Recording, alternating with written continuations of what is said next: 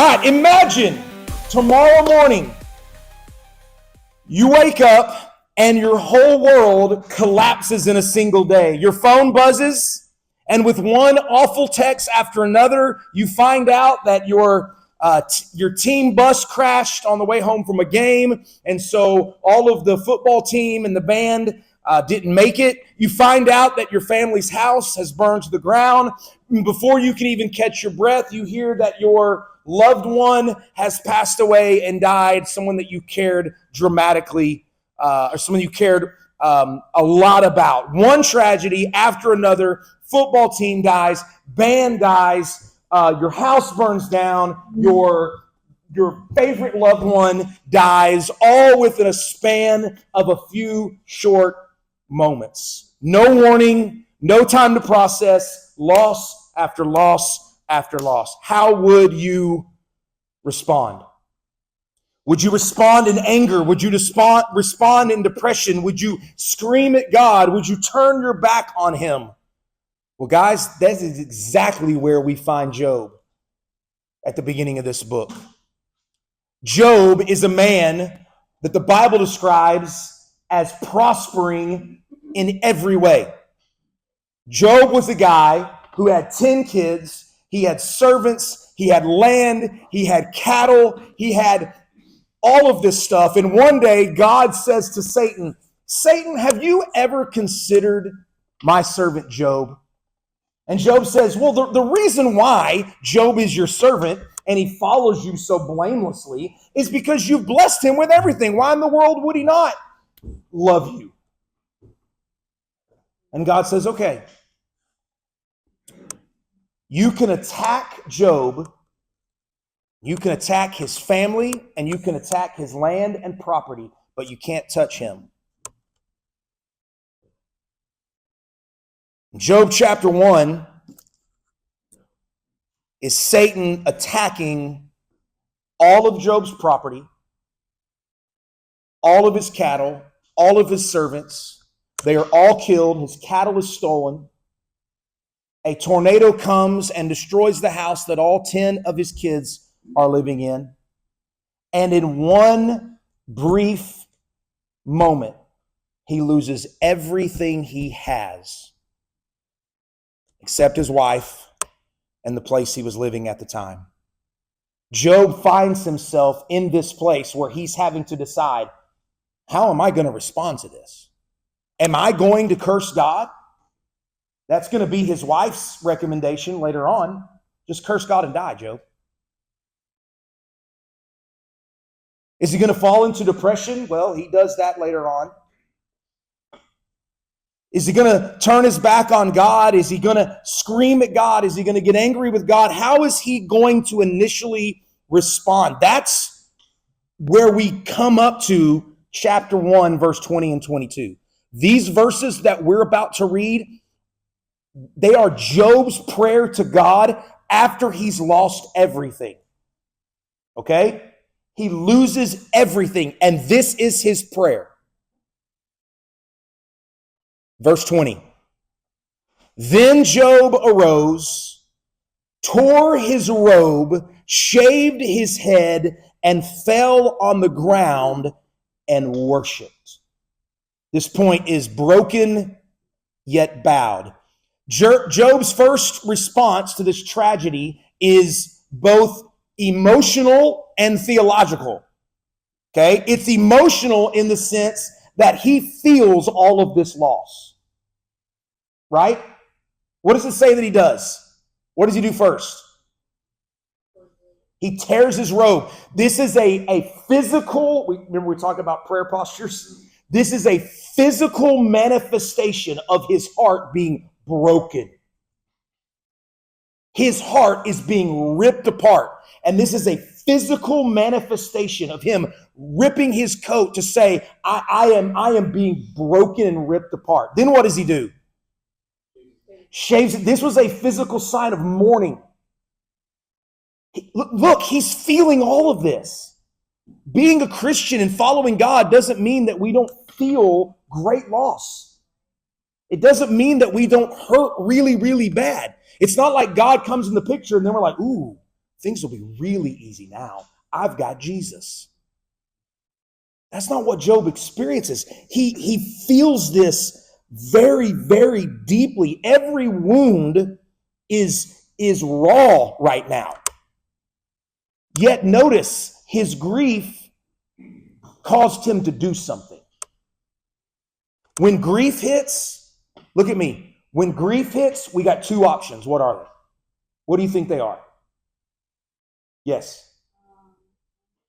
We either get angry, and I'm talking about a type of anger that makes you turn on God. I mean, everybody's going to be angry when bad stuff happens. I'm not talking about just being angry that things are happening. I'm talking about a type of anger that causes you to turn on God. That's one option. Or what do? We run to God.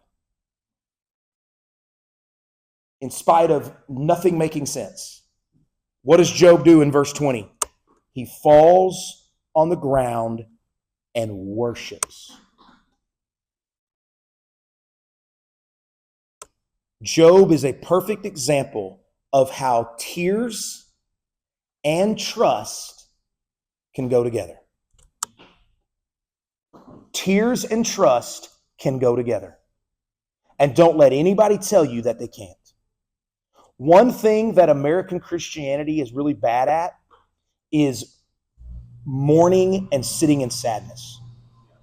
And let me just ask you, why do you think we're bad at it?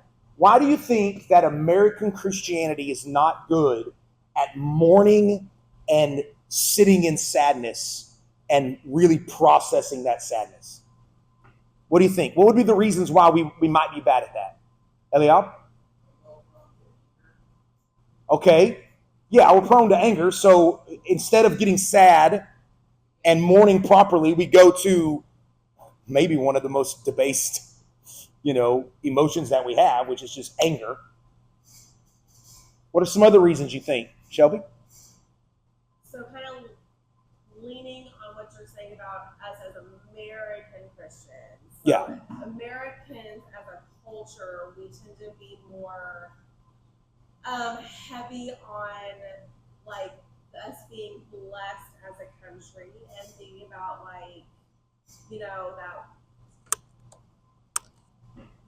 we're a very prosperous country and all this sort of stuff. And so it's hard for us whenever we add Christianity to that, it's hard for us to put together the idea that if you're sitting and mourning and grieving, I think it's easy for us to think, well, then you're not living in the blessing. You're not thankful for everything you do have. Yeah. God has been so good. Think about, the ways that God has blessed you. And again, I think it's that American culture. Yeah. I think other Christians and different cultures don't think of it that Especially poorer countries. Yes.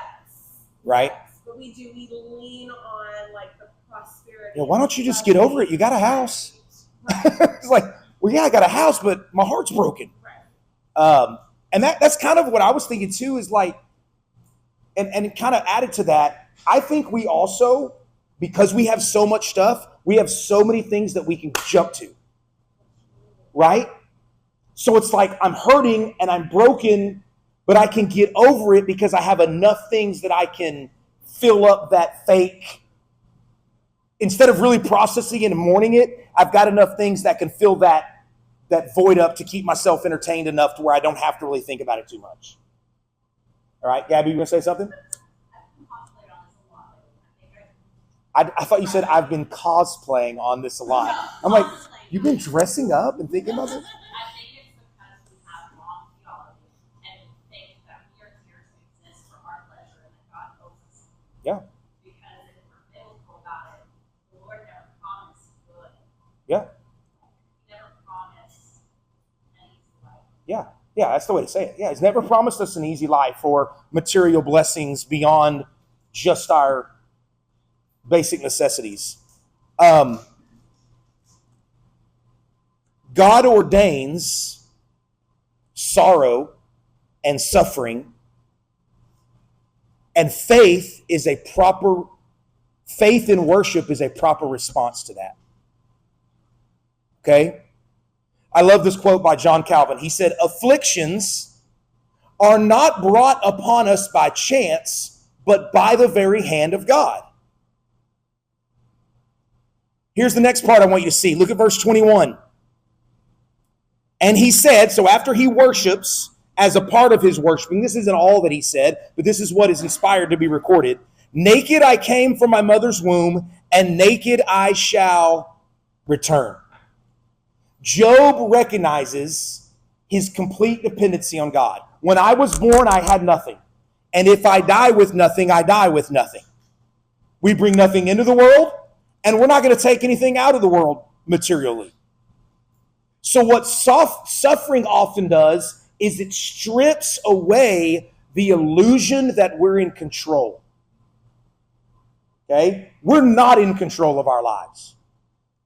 And suffering, hardship, sorrow, and Job has experienced the worst of it, except his body being taken. And it strips the illusion, the fake idea that we're in control somehow. Job had no control of any of this.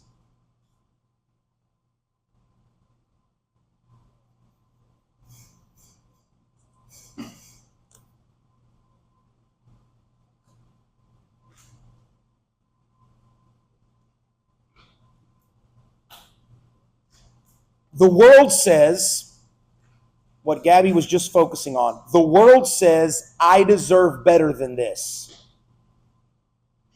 Right? I don't deserve this. I deserve better than this. This shouldn't be the way that my life is going. Proper theology says God graciously gave. Not I deserve, but God graciously gave. Job, I came naked into the world. I didn't have anything. And God graciously gave me a lot. But it's not that I deserve it. And God's taken it away, and naked I'll end my life if that's the way that God sees fit. Yeah.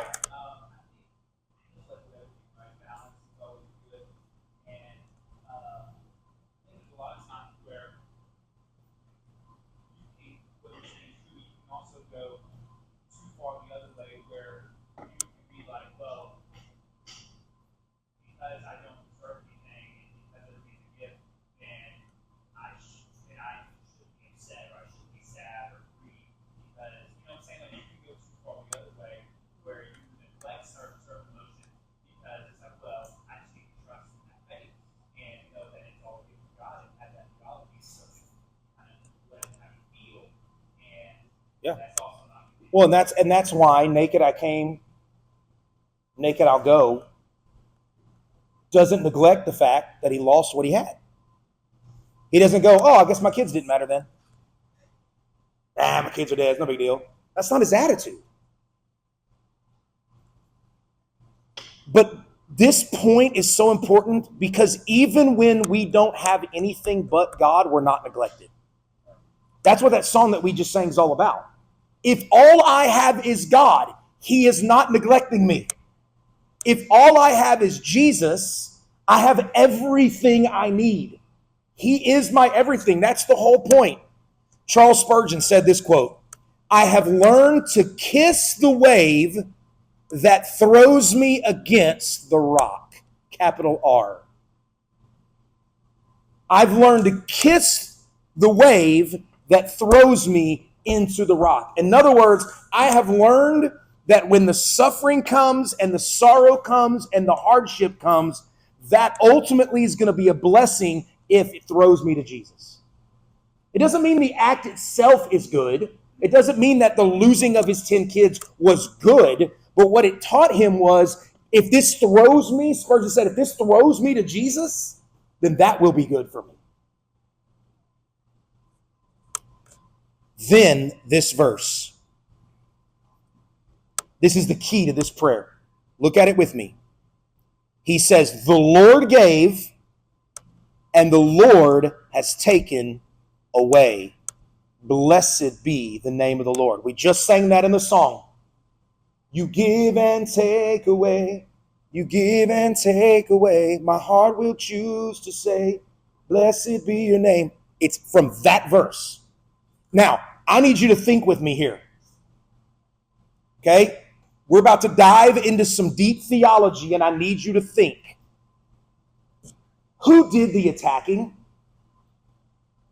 When I told you the story, who did the attacking to Job? Satan did. Right? When Satan said to God, well, yeah, of course he's blameless and he loves you and serves you. You've given him everything. And God says, okay, go.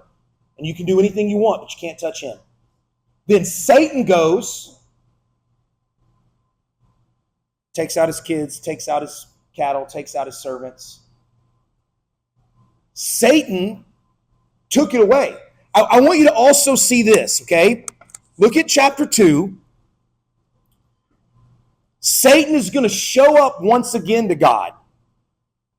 And God is going to bring Job up again.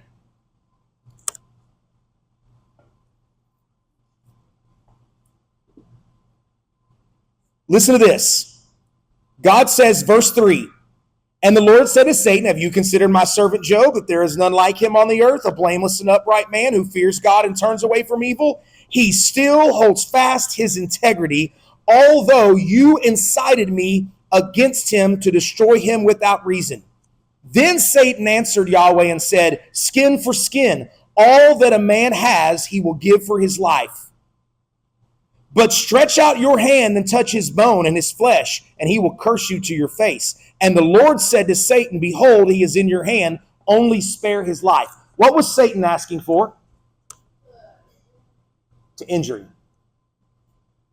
Yeah, you let me take away his kids, you let me take away his cattle, you let me take away his land and servants, but you didn't let me touch him physically. You let me go after him physically, and he'll curse you to your face. But look at what Satan says. Satan says, but you, O God, stretch out your hand. Stretch out your hand, and he'll curse you to your face.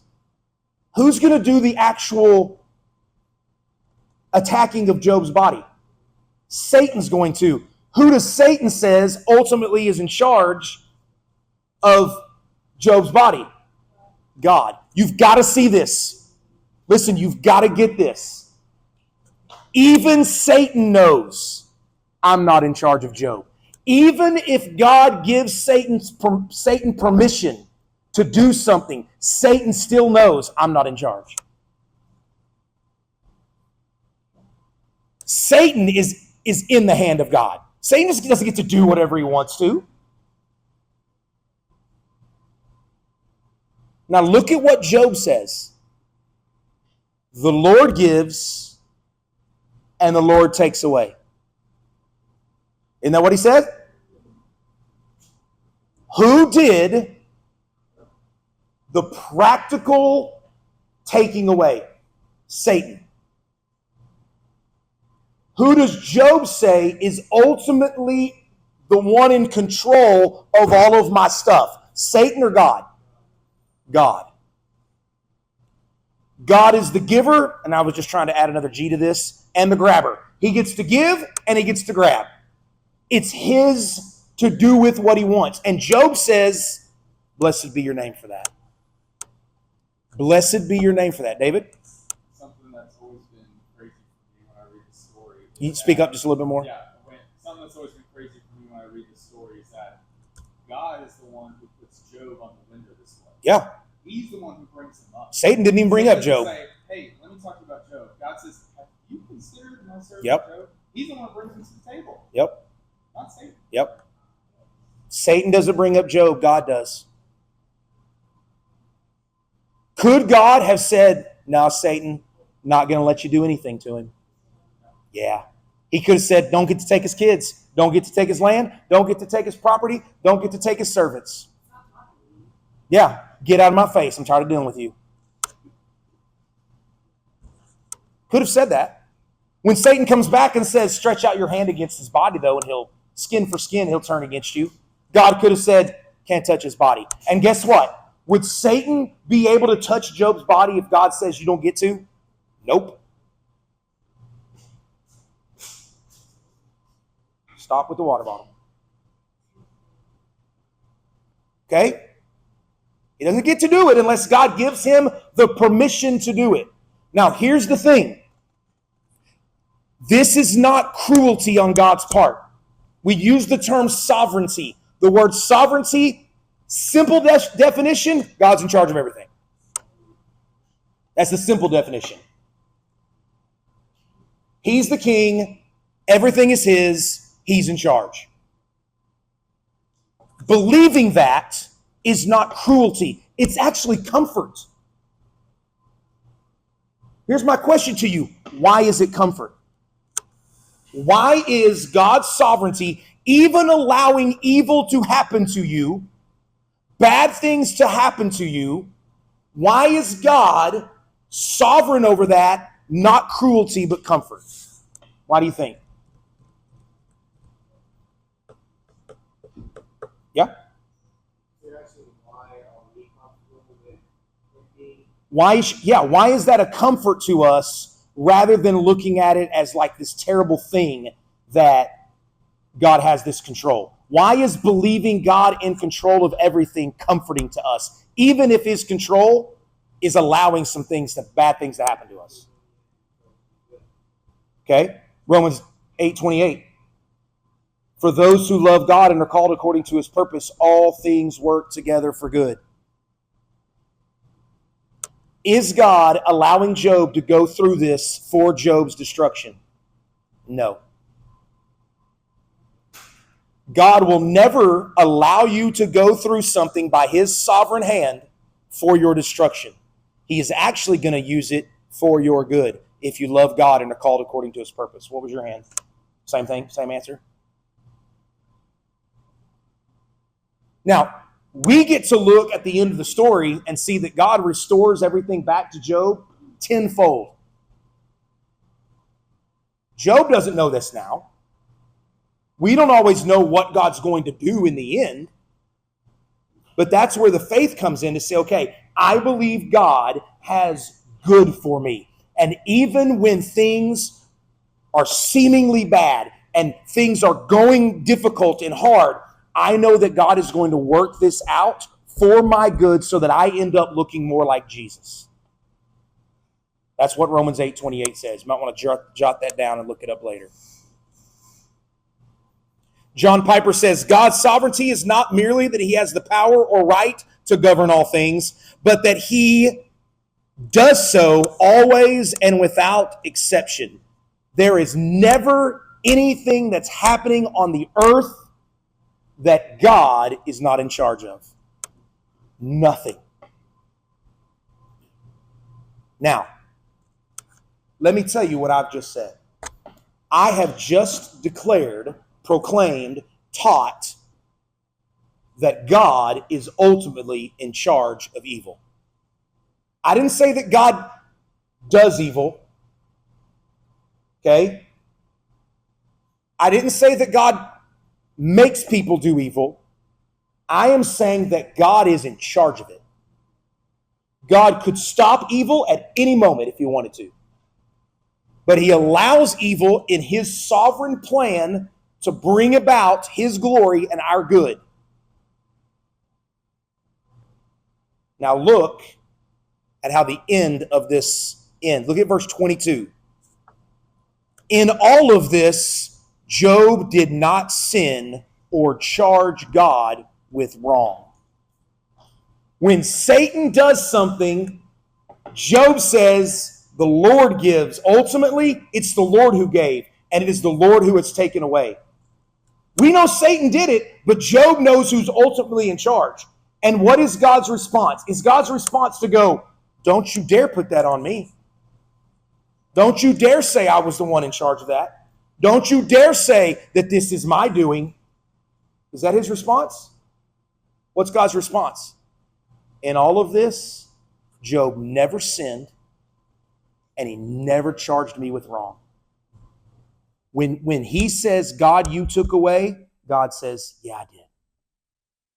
I did. I took away. Yes, Satan may be the means by which it happened, but I am ultimately in charge of it. Now, here's the kind of questions you're going to get. So you're saying that it was God's plan for the Holocaust to happen and for 3 million Jews to be killed? There is only one answer that is going to suffice biblically, and it is, yes, he was. Well, why? We're in the middle of the story. I don't know why. Right? I don't know. We're in the middle of the story. Job didn't know in the middle of his story why God was doing all this. In fact, Job never really gets told. I mean, he may know now, but he didn't know why God did all this. We're in the middle of the story. I can't tell you why God would sovereignly allow the Holocaust to happen. Are you saying that God sovereignly was in control of 9/11? Yeah, I am saying that. God could have stopped all of that in a million different ways. He could stop every sin that is happening right now on this planet if he wanted to. With just the word.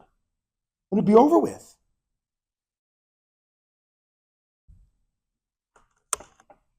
Our proper response is not to go, I'm only going to worship if I get it. I'm only going to worship if I get it. Our response is, most of the time when this stuff is going to happen, we're going to say, God, I don't get it, but I'm going to worship you anyway. Shadrach, Meshach, and Abednego, remember those 3 boys? Get taken into Babylonian captivity, right? We talked about Babylonian captivity last week, right? For 70 years, Israel's in Babylonian captivity. Shadrach, Meshach, and Abednego get taken. They get put in charge of some stuff in Babylon, and King Nebuchadnezzar decides, I'm going to build a big altar to myself, and I'm going to make everybody worship it. And Shadrach, Meshach, and Abednego said, we ain't bowing down to that. You're not Yahweh. You're not God. We're not doing that. And so he arrests them, and he brings them in, and he says, I'm going to throw you into the fiery furnace. I'm literally going to burn you alive because you won't bow down and worship. And here's what they say. Listen, our God is able to save us from that fire. But even if he does not, we will not bow. In other words, we're going to worship God even if, no matter what that means for us. So when sorrow happens and bad things happen and the Lord sovereignly allows things to happen that we don't necessarily like and we certainly don't get, our response should be what Job, yes, we tear our robe, our heart's broken. Yes, we shave our head in mourning. Not literally, it's not our custom, but we mourn. We feel deeply this brokenness and this hurt because we don't get it. But we still worship. Let me give you